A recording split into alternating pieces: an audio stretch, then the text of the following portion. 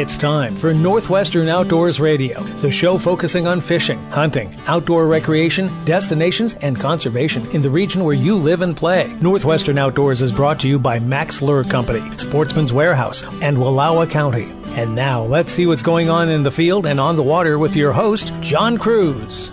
Welcome to the show. The big news this week comes from Idaho Congressman Mike Simpson. He has rolled out a proposal he calls the energy and salmon concept. It's a bold plan to save the declining runs of salmon and steelhead on Idaho's Snake and Salmon rivers, as well as other tributaries like the Grand Ronde and Clearwater rivers. How will this be done? By breaching the lower 4 Snake River dams, restoring the lower Snake to its natural condition, and forming a new lower Snake River National Recreation Area for anglers, hunters, and outdoors enthusiasts to enjoy. The proposal comes with a very hefty price tag, $33.5 billion, and knowing government like we all do, you can pretty well guarantee the final price tag will be a lot more than that. On the other hand, what's happening now is clearly not working for our salmon and steelhead. The runs keep dwindling despite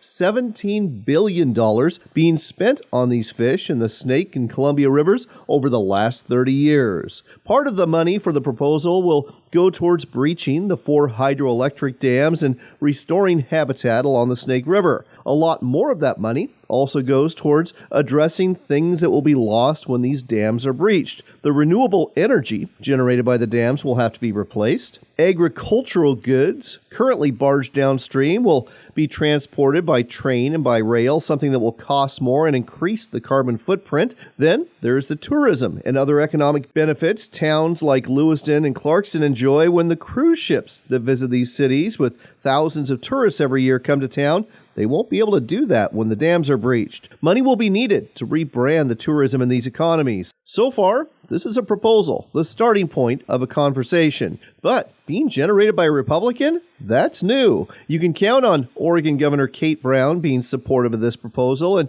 Washington Governor Jay Inslee has also signaled he's receptive. With Democrats running the House and the Senate, many of which in the Pacific Northwest have been calling for the dams to be breached for years, this proposal could gain some serious traction in a hurry and become a bill. Joining us to give their opinions about this proposal on the show today are Greg McReynolds with Trout Unlimited, who supports this plan, and Kristen Mara, the executive director of the Pacific Northwest Waterways Association, who opposes breaching these dams. I think you're going to find that what they have to say is very thought-provoking, and I hope you'll keep an open mind as you soak it all in. Also on the show this week is Jason Brooks, the editor of The Tail Out, an online publication all about salmon and steelhead fishing. He'll be discussing proper catch and release techniques for fish that will help make sure they do live to fight another day. In addition to this, Bob Loomis is back for an extended Max Minute, and as always, we've got your Sportsman's Warehouse trivia question of the week. Before we get into all of this, though, let's check in with David Sparks, who is also addressing the subject of steelhead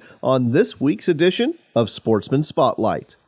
Idaho has an unusual program for steelhead fishermen. David Sparks, Sportsman Spotlight. Idaho Fish and Game says that anglers are needed to collect steelhead broodstock on the South Fork of the Clearwater River. I asked Fish and Game official Brian Pearson about the program. Fish and Game is currently looking for volunteer anglers to catch adult steelhead from the South Fork of the Clearwater River. We don't operate any weirs on the South Fork to trap steelhead, so we rely on these volunteers to collect fish, which are used to develop a localized steelhead broodstock for the South Fork. And up until early April, Fish and Game staff will be out on the South Fork of the Clearwater from dawn to dusk, 7 days a week, distributing PVC holding tubes for steelhead and signing up anglers who are interested in participating in the program. And any angler who wants to participate will have to sign a volunteer form, which allows them to handle steelhead with an intact adipose fin as they put them into the holding tubes. And just as a public service announcement, anglers will still need their fishing license and steelhead permit in order to participate in that. And when you say broodstock, Brian, what are you talking about? You're talking about catching fish so that they can mate and essentially increase steelhead populations, which are in danger? Yeah, so this broodstock is actually for our hatchery programs. These fish will be used to produce the next generation of steelhead on the South Fork Clearwater River. David Sparks, Sportsman Spotlight. Here's farmer and landowner John Prue. We purchased the land about 3 years ago, and there was an old farmstead on there with trees. We were going to clear the land so we could farm through it. We thought we knew where the pipe was, so we didn't call to get it located. The work on our property led to the damage of a light crude pipeline. Fortunately, no one was hurt, but it could have been much worse. Never assume the location or depth of underground lines. Always call 811 or visit clickbeforeyoudig.com before you start work. A message from the Pipeline Operators for Ag Safety campaign. When it comes to agriculture, anything can happen, and it usually does. At Northwest Farm Credit Services, our business is safeguarding yours. We provide a variety of crop and livestock insurance options, and our agents don't just know insurance, we know farming too, which means we know what it takes to keep you up and running, even if the unexpected occurs. So if safeguarding your business sounds like a good plan, give us a call. Northwest Farm Credit Services, here to help you grow. Equal opportunity provider and employer, equal housing lender. Are you looking to reel in the marketing opportunity of a lifetime? Then set the hook, because we've got it right here for you. America Outdoors Radio has sponsorships available, and we offer affordable platforms to reach thousands of listeners interested in fishing, hunting, and the outdoors. Find out more by contacting John Cruz through his website at americaoutdoorsradio.com.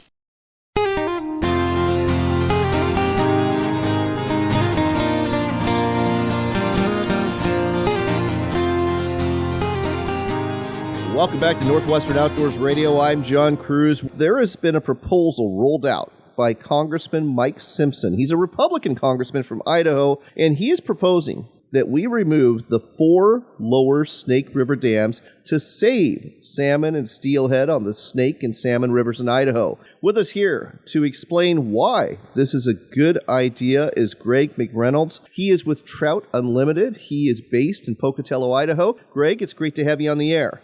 Thanks so much for having me, John. Glad to be here. So let's start off with the basic problem. We have these 4 hydroelectric dams that have been placed in the lower Snake River between Clarkston and the mouth of the Snake. What has happened historically to these salmon and steelhead runs migrating back to the Snake and Salmon Rivers and other tributaries? I guess we'll start off with where they once were and where they are today. Yeah, John, it's interesting. You know, when you start talking about salmon and dams, a lot of folks immediately start thinking about fish ladders. That's actually not the major problem on this particular stretch of 4 dams. What happens on these dams is smolt, which are migrating back out to the ocean. They really have a hard time with that 4-dam system. One of the big killers for smolt is the warmer water that the dams cause just by backing up the water. There's no current, so the fish don't get to do their natural backwards drifting migration. And then there's predators, right? You get pike minnow, smallmouth, other kind of predatory warmer water fish that, look at those smolts as a pretty delicious snack. So the best number that we can come up with is that somewhere north of 50% of all smolt die in that 4-dam passageway. It's sort of a gauntlet for smolt, and it just kills off half of your natural production before they even really get out and go into the ocean. So the 4 dams have really just driven down natural returns of salmon and steelhead in Idaho. And they've tried to mitigate that. They've done a lot of different things. They've done 30 million smolt that they're releasing from hatcheries. Those die in the lakes too. They die in the turbines too. The dams are indiscriminate killers. I understand that $17 billion has been spent in the last 30 years regarding this issue, and that currently we're looking at about a 1% survival rate or less for these salmon and steelhead coming back to Idaho, and that we really need 4% survival rate to get these runs back. And I guess we should also talk about the fact it's not just the 4 lower Snake River dams, it's also the 4 lower Columbia dams. So we're talking about 8 dams that these smolt have to navigate downstream, and then as adults have to come back upstream. And I guess that's why we've got this issue here. Here's my next question. Congressman Simpson is proposing that these dams be removed by 2031. So let's talk about how that's going to change the landscape on the Snake River. What is this going to look like? What about all the sediment? And when can we expect to see increased salmon and steelhead runs? The good news about salmon and steelhead is that they are incredibly resilient creatures. They have survived through the eons. They've seen the landscape change. They've seen the ocean change, and they have found a way to come back. And in other river systems where we've done restoration projects or taken down dams, we've seen them come back pretty quickly, start to rebuild within a few years.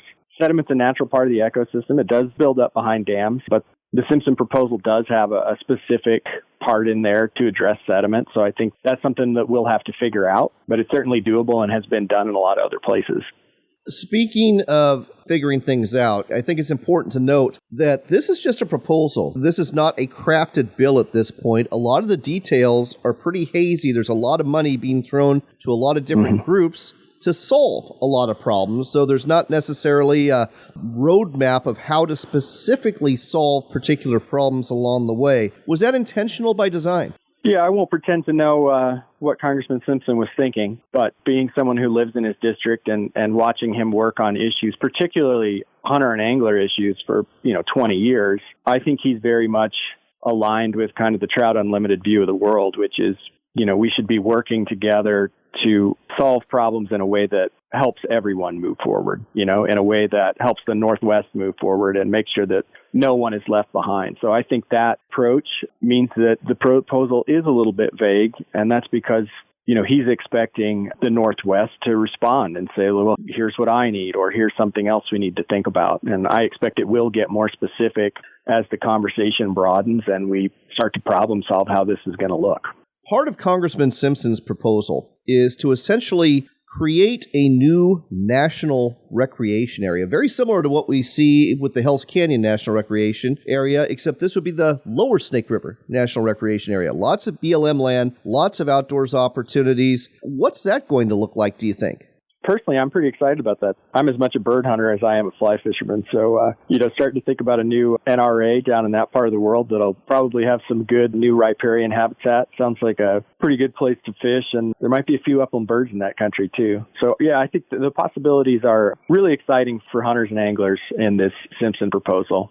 Let's talk about economic impacts. There certainly will be some, and what you think might offset them. So on the one hand, this will definitely cause the end of barging goods downstream, which is a very cost-effective way for farmers and folks who operate pulp mills in Lewiston area. You also have the economic impacts of cruise ships, which will no longer be able to come up to Clarkston, Lewiston, and that injects a lot of money there. How do you offset this with outdoor recreation?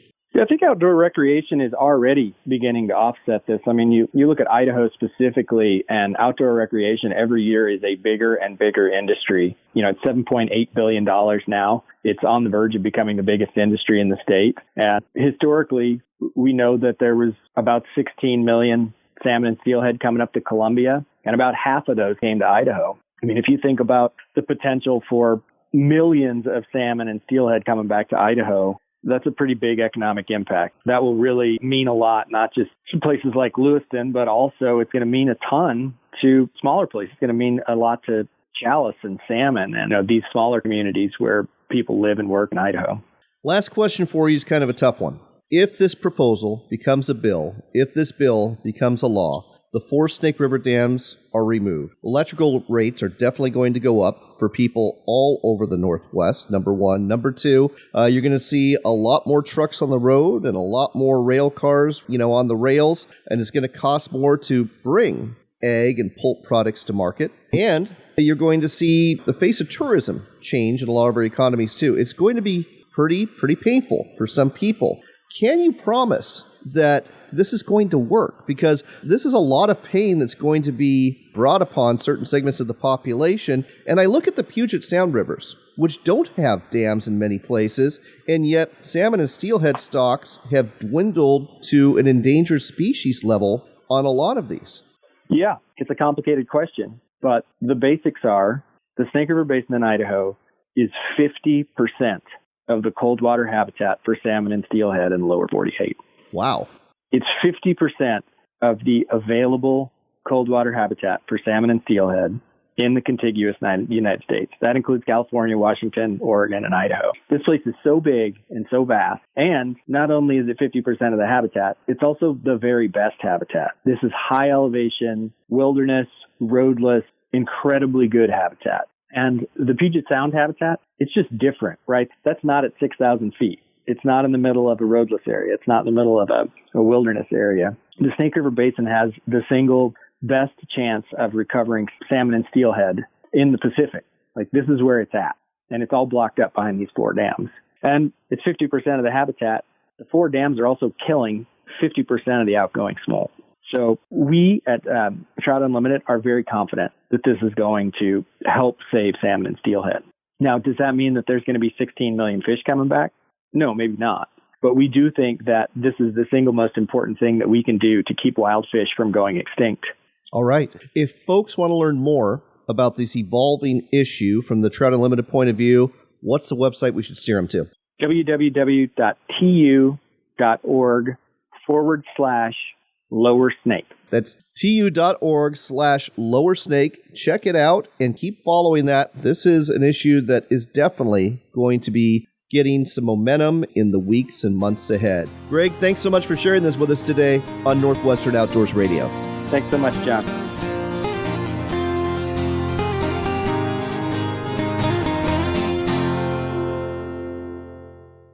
Are you looking to reel in the marketing opportunity of a lifetime? Then set the hook, because we've got it right here for you. America Outdoors Radio has sponsorships available, and we offer affordable platforms to reach thousands of listeners interested in fishing, hunting, and the outdoors. Find out more by contacting John Cruz through his website at americaoutdoorsradio.com.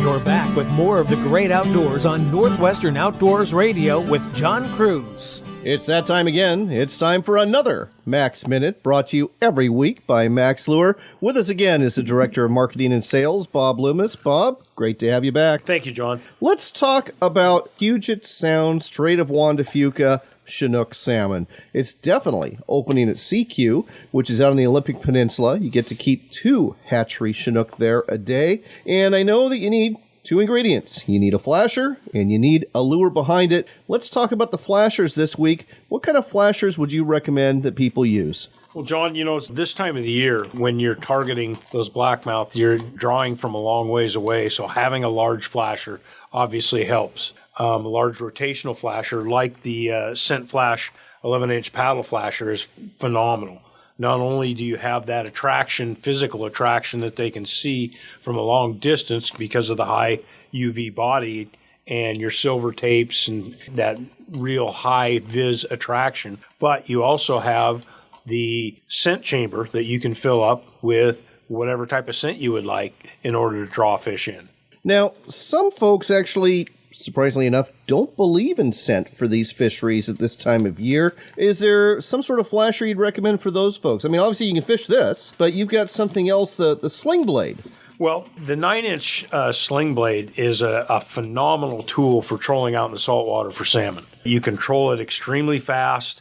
You get a large amount of movement out of it, so you can move your gear behind it, or you can run longer leaders and not move your gear, whether you're running some type of lure or you're running a cut plug herring. So there's a lot of different things that you can do with it. It's very, very versatile, and you get some fantastic colors to create attraction. All right, so when it comes to attracting those fish to that lure or bait that you've got at the end of your line, use a flasher, and you can either use the Scent Flash paddle flasher from Max Lure, fill that up with the scent of your choice, or go metal and go with the Max Sling blade. They're both going to do the trick. You can find them both at sporting goods stores near you or online anytime at maxlure.com. Game-changing. That's the best way to describe the new Scent Flash UV Triangle Flasher from Max Lure Company. This 360-degree rotational inline flasher features a scent release system attracting salmon to the lure behind it like no other flasher on the market. Soak the free scent pad with any type of oil or gel, or load up the cavity with any type of bait for fishing success beyond your wildest dreams. It's the Scent Flash UV Triangle Flasher, only from Max Lure Company. Sportsman's Warehouse is America's premier outfitter and has what you need as a hunter, angler, hiker, paddler, camper, and outdoors enthusiast. They also carry an extensive assortment of firearms and ammunition you simply can't find anymore at many big box stores. On top of that, their knowledgeable staff is here to help you purchase the right gear so you can get the most out of your outdoor experience. Visit your local Sportsman's Warehouse store today or shop online anytime at sportsmans.com.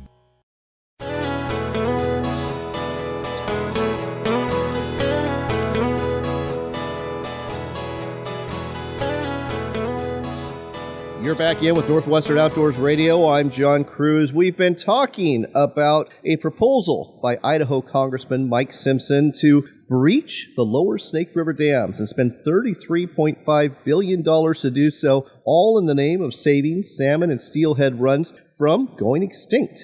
With us here to give you the other side of the story from what you heard earlier from Trout Unlimited is Kristen Mera. She's the Executive Director of the Pacific Northwest Waterways Association. Kristen, welcome to the show.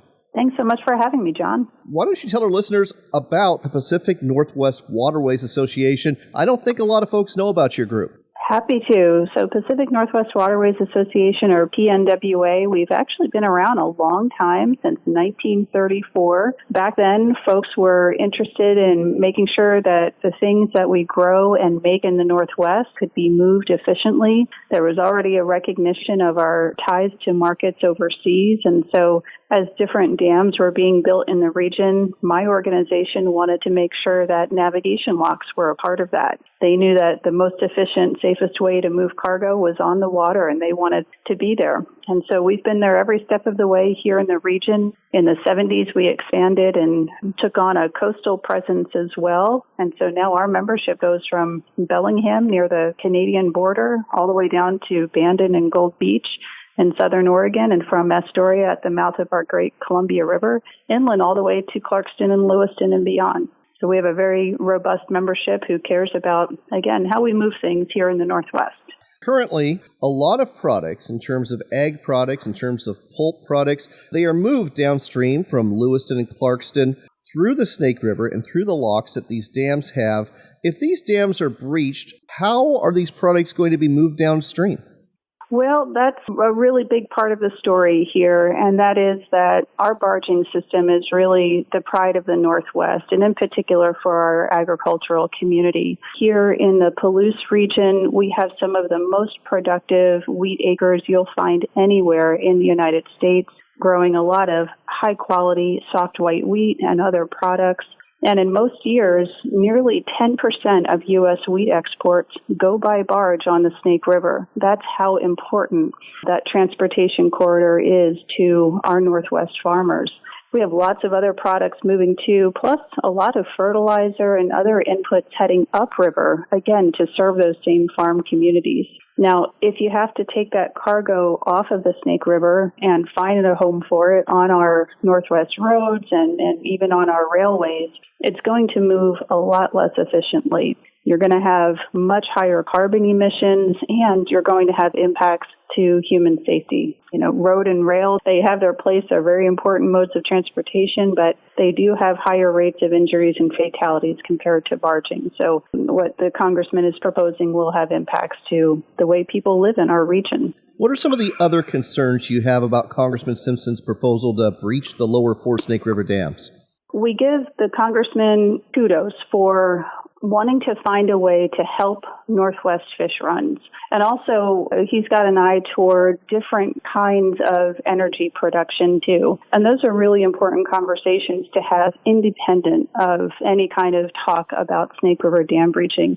We should be talking about salmon recovery. We should be talking about energy, and of course, Bonneville Power Administration, the agency that's in charge of marketing the power that's produced at dams here in our region. But we don't think it should be tethered to something like dam breaching.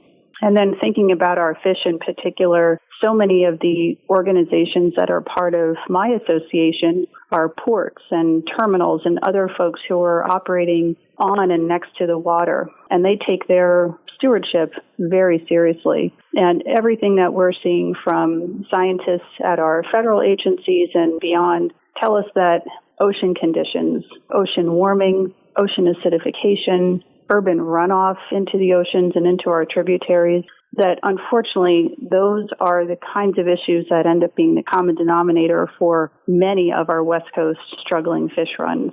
Those are fish runs that come out of both dammed and undammed rivers, and they're all having a terrible time in the ocean.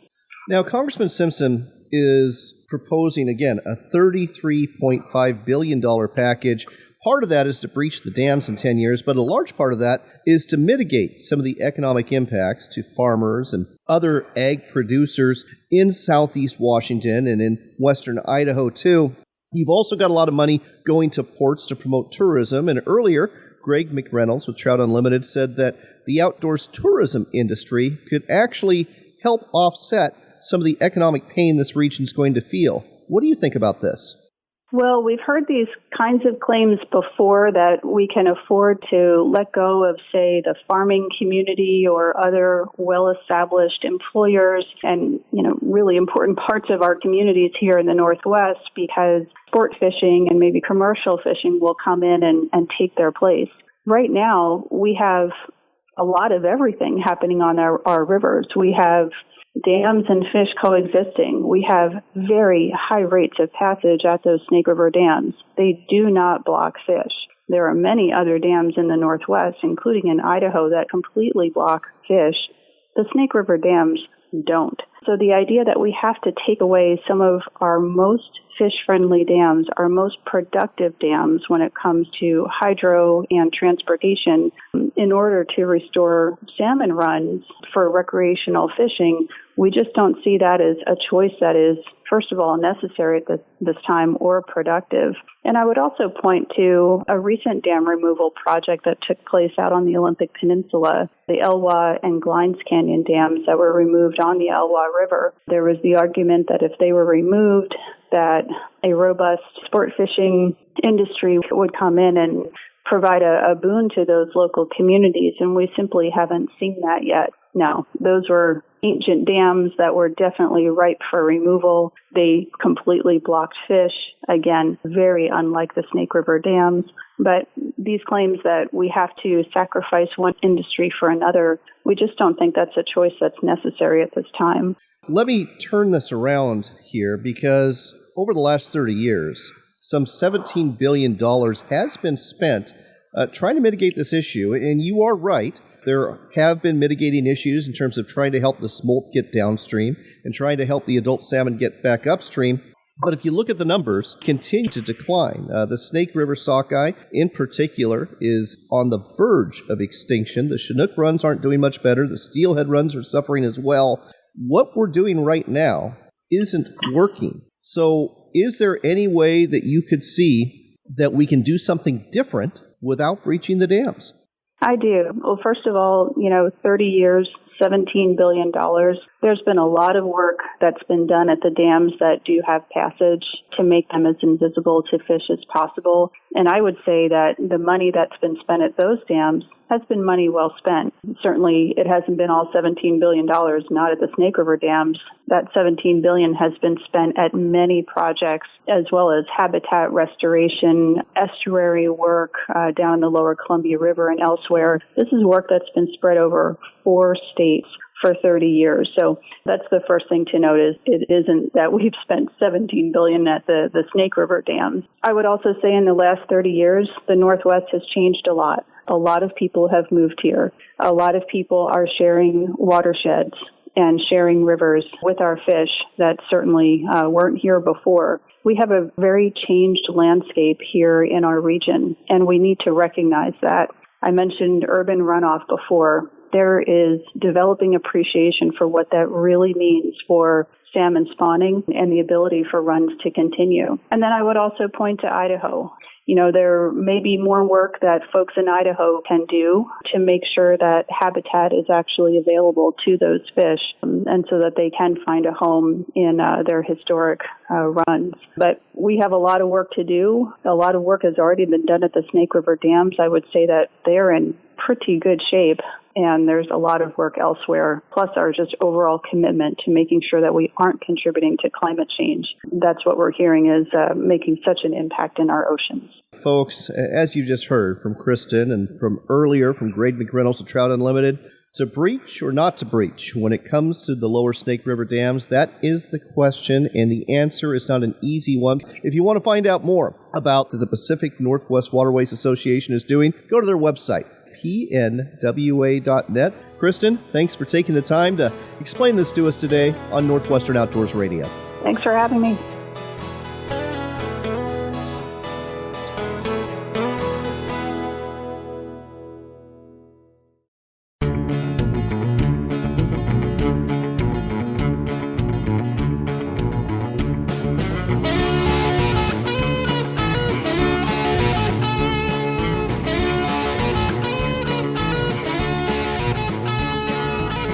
You're back in with Northwestern Outdoors Radio. I'm John Cruz, and I've got my old friend Jason Brooks on the line. He is the editor of The Tail Out. It's an online magazine, comes out every couple of months. It's available through Salmon and Steelhead Journal. As a matter of fact, you can subscribe for free by going to salmonandsteelheadjournal.com. Jason, welcome to the show. Hey, thank you so much for having me on.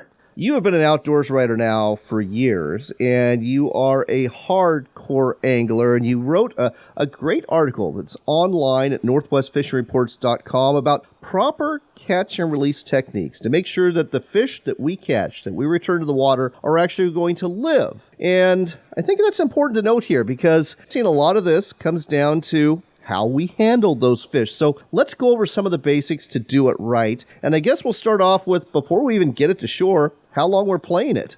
That is the key right there. I'm glad that you asked me that one first, because here's the thing. We've all been out fishing for one species and hooked into a different species that's bigger than the one we were going for, and then we had to play that fish. We use the term play the fish, and we play it and play it and play it. But finally we can get it up to the boat. It's the wrong gear, and we had to play it for an extra long period of time. You notice how tired that fish is. So if you go out and say now we're targeting winter steelhead or spring chinook or any of the other fisheries that are upcoming, and you decide to use lightweight gear or the improper gear, or you're in a fishery where you might hook a different species than the one you were targeting, it takes longer. When you get that fish up to the boat or up to the shore, and it's flat out exhausted, it doesn't matter if you were, we'll talk about bait in a minute, we'll talk about barb hooks in a minute, we'll talk about, how you handle it. That fish is already working against itself in order to get back into the water. These are cold-blooded animals. These are animals that can't help themselves a lot. They have to use the current, they have to use, they get their oxygen through their gills. And so if you just unhook that fish and shove it back in the water and let it go, you'll watch it, and we've all seen this happen. It sinks down to the bottom, lays on its side. And that fish is still alive. It's pretty much given up. It's exhausted. So the first thing is to make sure that you use the right gear to get the fish in quickly. Let's continue to play on that. We're going to focus today on cold water fish. We're talking trout, we're talking salmon, we're talking steelhead here. In terms of landing the fish, you've seen it, I've seen it too. Somebody hauls up a salmon or steelhead and they literally walk back on the gravel bar and haul that fish right over the gravel with them. Not usually a good thing, is it? Definitely not the best thing. But the first thing I want to emphasize is safety. And safety for the angler first, and then safety for the fish. The reason I say the angler first is we've had some rules come into play where, you can't take the fish out of the water, even if you're in a boat, like a drift boat going down Olympic Peninsula for a steelhead. Well, how do you do that safely? You're leaning way over the gunnel of a boat in a rushing river and everything. So first thing is safety. So if you have to pull the fish up out of the water, which, of course, steelhead and some salmon species and certain runs, you're not supposed to do that. There's a safety variation in there. But if you have to pull the fish out of the water or get up close to shallow waters, try and use a bank. If where you're fishing, try and pick the spot where there's a lot of cobble and not much mud or sand. Mud and sand is the worst. And, of course, when you pull the fish all the way when it's flopping around hitting the rocks, that's bad for it, too. If you can use a buddy system, even if you don't have a net, just a buddy system, maybe someone come and tail the fish for you, or just tighten down that line, lift the rod way high, and reach down and grab the fish by the tail while it's still in the water. That's the important thing. Don't try and drag it up onto the shore. And realize sand in the gills, mud in the gills is like taking and shoving it in your lungs. It's the same thing. You can't breathe. So try and not do that. That's the worst part about it, is getting the sand or the mud in the gills of that fish. That's what makes it. You just have to take your time to wash it out. Just, move that fish back and forth in the water and hang on to it until it's ready to go on its own. You're listening to Northwestern Outdoors Radio. We are talking to Jason Brooks, the editor of The Tail Out, and also a prolific angler and outdoors writer. Let's talk about nets when it comes to landing the fish. Nets have come a long ways from the rope nets that you and I grew up using. Those weren't really good for the fish if you wanted to release them. What kind of nets do you recommend these days? Yeah, back in the day, we had the old cotton net and then moved to the nylon net because the cotton would rot out. So manufacturers said, let's use nylon. It'll never rot out. Yeah, it never rots out. There's a problem with that. We know that they're monofilament lines, and make sure you just pick up your trash on the river. Then we went to the coated knotless net, and then now we're going to the rubber net. And the rubber net is super heavy. I mean, it weighs a ton to lift, so it's not very helpful for the angler. but that rubber is super slick, and it doesn't take the slime off of the fish. Even some of your knotless nets will still take slime off of the fish. So the biggest thing is that you use a net that won't take the slime off the fish, and that's the whole purpose of it. When you want to release a fish when using a net, you slide it underneath and you lift up, and you kind of just hold the fish in the water, and then you go over, you unbutton it, and then you release the fish. Another thing I'd like to talk about, if you don't mind, is taking a picture of the fish and how to do that safely. Sure.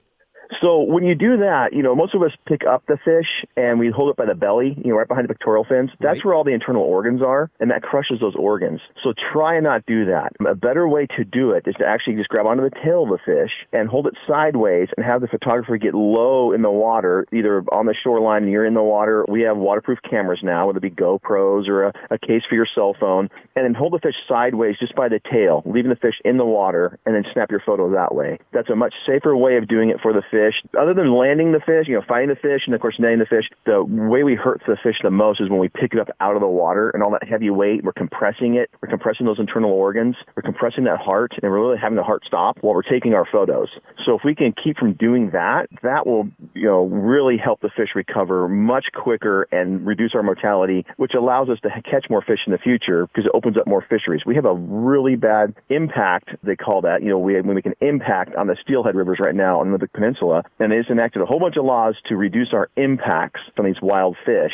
So even when we do hook a wild fish, we've got to realize we've got to treat them a little bit differently than the hatchery steelhead or planter rainbow. A few other things that you point out in your article. Number one, if you're using bait, that is not good for catch and release because those fish are going to take that bait and they're going to take it deep, and that's going to make it much more difficult to remove that hook without harming the fish. Number two, wet your hands. If you don't have a net, make sure you're, again, not removing that protective slime for the fish, and be sure to revive that fish. Let it get acclimated and get some, water and oxygen through the gills before you let it loose. You do all these things, you're going to have a lot better success. One thing I want to touch on before we go, barbless hooks and catch and release mortality. I have my own thoughts on this. The Washington Department of Fish and Wildlife, when it comes to the Columbia River, has done complete flip-flops on this issue. It used to be you need to use barbless hooks because it reduces mortality if you're releasing the fish. Then they said, barbed hooks are okay. The studies really don't show that. And now they've gone back to barbless hooks are required, and, well, they do help. So what's your take on it? My take is if the quicker you can get the fish in, the more likely it's going to survive and you release it, because I've seen so many fish just falter away when they are exhausted. And that whole idea of that barbed hook is to keep the hook in there so when you're fighting the fish, you can, I always use the word force it in, but you can bring it in quicker. And we use, especially on spring Chinook and even the fall Chinook, like that buoy 10, where we were talking about with these barbless hooks where they did the flip-flop a couple of years ago. We can get that fish in quicker. And if it's one we're not going to keep, we can unbutton it and get it on its way. So I think that the barbless hook, their theory on that, I'm assuming, is that the hook will either, if you break off, will come out on its own, or it's easier to remove once you get the fish up to the boat. But if it takes you an extra 10, 15 minutes to get the fish up next to the boat because you're using a barbless hook, which means you're probably using lighter gear because you want to be able to play that fish, because if it takes a long run or a jump, you got to have that long rod as a big spring, then you're kind of defeating the purpose.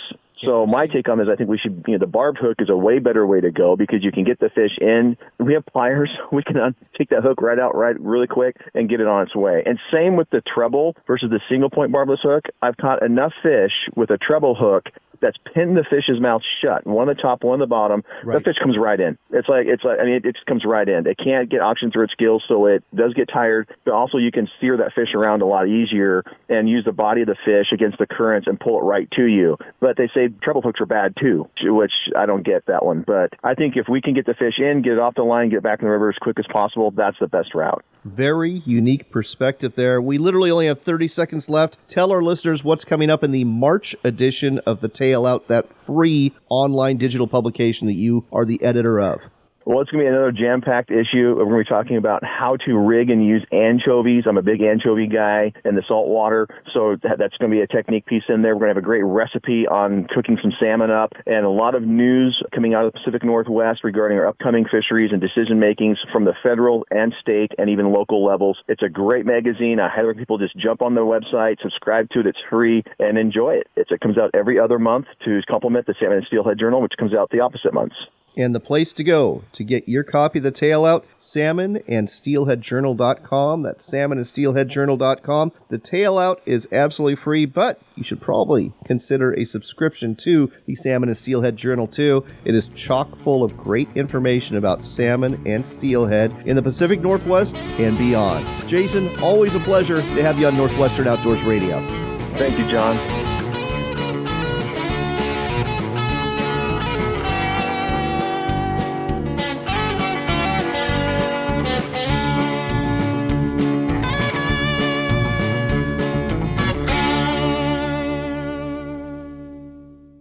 Backcountry Hunters and Anglers, a nationwide group working to keep public lands in public hands. We've helped ban the use of drones for hunting. We help repair wildlife corridors in key riparian areas. We speak up against illegal ATV use. We collaborate with elected leaders to keep public lands in public hands. We're Backcountry Hunters and Anglers, with membership in all 50 states and Canada. Please join this dynamic conservation group. Check us out at backcountryhunters.org.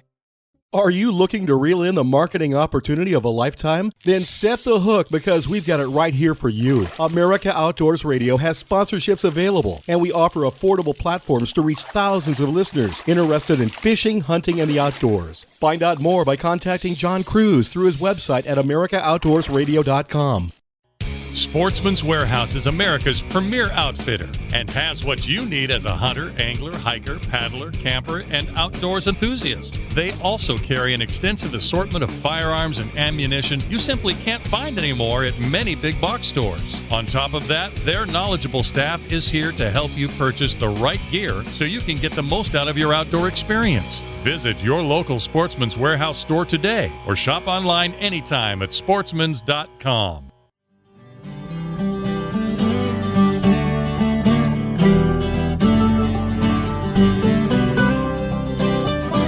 We've got time for one more shot of Northwestern Outdoors Radio with John Cruz. I'm glad you're back, because it's time for your Sportsman's Warehouse Trivia Question of the Week. Now, roses are red, violets are blue, and I guess the wild rose is also red, though it often tends towards pink here in the Northwest. The wild rose is probably my favorite springtime flower, and here's your question about it. What's the other name for the wild rose? I'll give you a hint. It's a place name, and it's named after a saltwater sound found on Vancouver Island, British Columbia. If you think you know the answer, just go to our Facebook page at Northwestern Outdoors Radio and give us your answer on the post thread where we've got the question posted, or go to our newly renovated website at northwesternoutdoors.com. Go to the Contact Us page and let us know the other name for the wild rose, a name that is shared by a saltwater sound on Vancouver Island, BC. One lucky person who guesses right wins that $25 gift card we give away every week from America's premier outfitter. Before we go, a reminder about the Tacoma RV Show. It is going to happen in the Tacoma Dome March 4th through the 7th. It's the largest RV show in Washington, and actually the first show of its type taking place in Washington since COVID put a stop to just about everything. There's going to be 15 dealers there. They're going to have hundreds of RVs on display. We're talking about some 200,000 square feet of inventory here. And better still, if you find the RV that you like, and you probably will, you can finance a purchase on site through the Boeing Employment Credit Union. And no, you don't have to be a member to get a loan, but you'll become one when you do. It's the Tacoma RV Show, again, March 4th through the 7th at the Tacoma Dome. One more thing I'd like to tell you is that I'm going to have a booth at the Washington Sportsman Show at Puyallup, March 17th through the 21st, and we'll also be at the Pacific Northwest Sportsman Show in Portland at the Expo Center, March 24th through the 28th, and I hope you'll drop by my booth because we are giving away a Henry Repeating Arms 22 caliber Golden Boy lever action rifle. It's a thing of beauty, a ton of fun to shoot, and we're going to pick one lucky winner after the last day of our show in Portland. I'll tell you more about this giveaway in the weeks ahead. But for now, we are out of time. So until next time, do take care, God bless, and make it a point to spend some time outdoors.